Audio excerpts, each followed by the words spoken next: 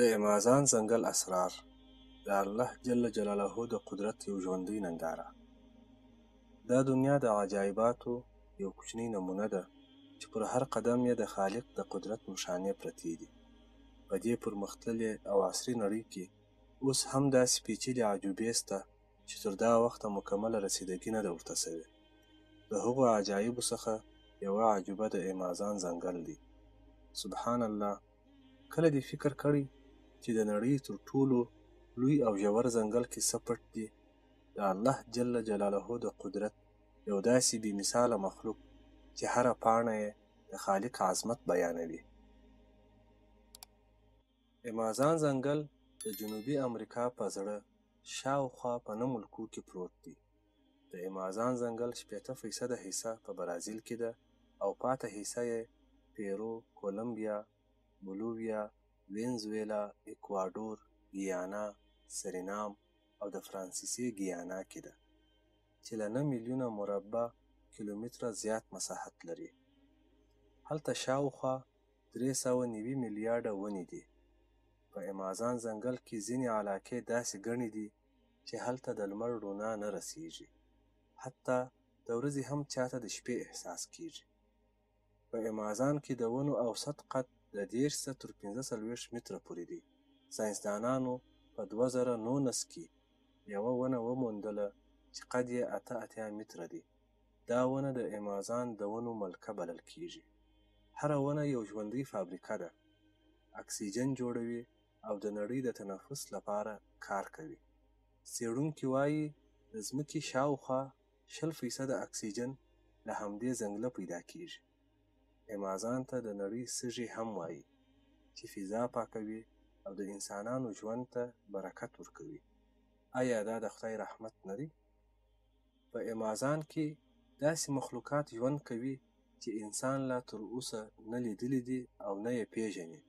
د نړۍ 40% حیوانان او مرغان په امازان ځنګل کې شتون لري. ځینې داسې دي چې په بل ځای کې نسته او ځینې جاندار داسې دي چې تر اوسه پورې یې نومان نه دي ایښودل شوي.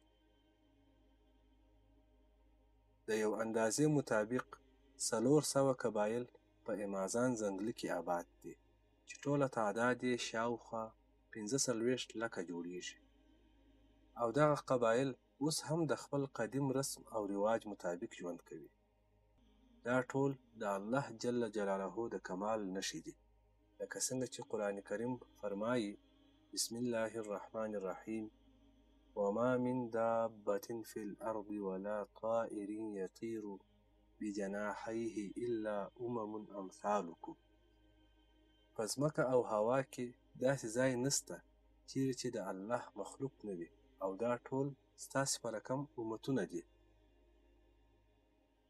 په امازان کې هر کال د 2000 څخه بیا تر 3000 ملي متره باران اوري.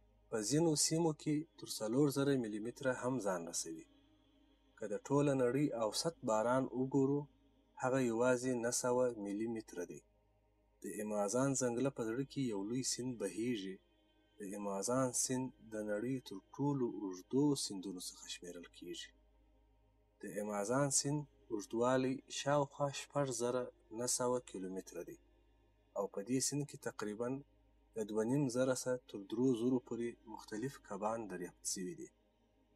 مشهوره کبان یې پیرانها، اراپایما، الکتریک فیش او کیټ فیش دي. په هره ثانیه کې په میلیونونه لیټره اوبه د بحر لور ته بهیږي. آیا ته دا تصور کولی سې چې دا هره څپه د الله د قدرت سندره وایي؟ امازان ځنګل د حسابه وتلي ښایسته نباتات او خوندورې میوې لري. دا یوازې ښایسته نه، بلکې د درمل لپاره هم کار کوي. د نړۍ ډېر درمل د همدې ځنګله څخه راځي. د همهغه خالق له عمله رامنځته شوي چې اشرف المخلوقات یعنی انسان استفاده ځنې واخلي. خو افسوس، انسان د خپل حرص له امله دا جنتي ځنګل ورانوي.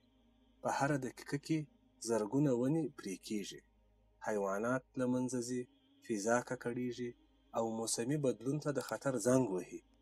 دا هغه حالت دی چې قرآن یې له وړاندې خبرداری ورکړی. بسم الله الرحمن الرحیم ظهر الفساد فی البر والبحر بما کسبت ایدی الناس. یعنی فساد په وچه او سمندر کې د انسان د عملونو له امله ښکاره سو. ایمازان یوازې یو ځنګل نه دی، بلکې د الله د قدرت یو نندارتون دی. که انسان عبرت واخلي، دا به یې ایمان لا قوي کړي.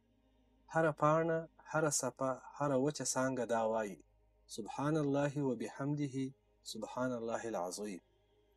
نو راځئ د هر نعمت قدر وکړو او هر یو تر خپله وسه خپل کور او ماحول په طبیعي ونو ښایسته کړو، ځکه دا د خالق له نعمتونو څخه دي. او لکه څنګه چې رسول الله صلی الله علیه وسلم فرمایي، یعنی دا دنیا ښایسته ده او الله تعالی تاسو ته امانت درکړی ده، ګوري چې تاسو څنګه چلند ورسره کوئ. که دا ویډیو دې خوښه سوه، نو دا د الله د قدرت یو یادګار دی. شریک یې کړه تر څو نور هم پوه سي چې په هره پاڼه کې د الله عظمت او قدرت پټ دی. دا وخت د خدای په امان، بیا به انشاءالله په بله ویډیو کې ملاقات کوو.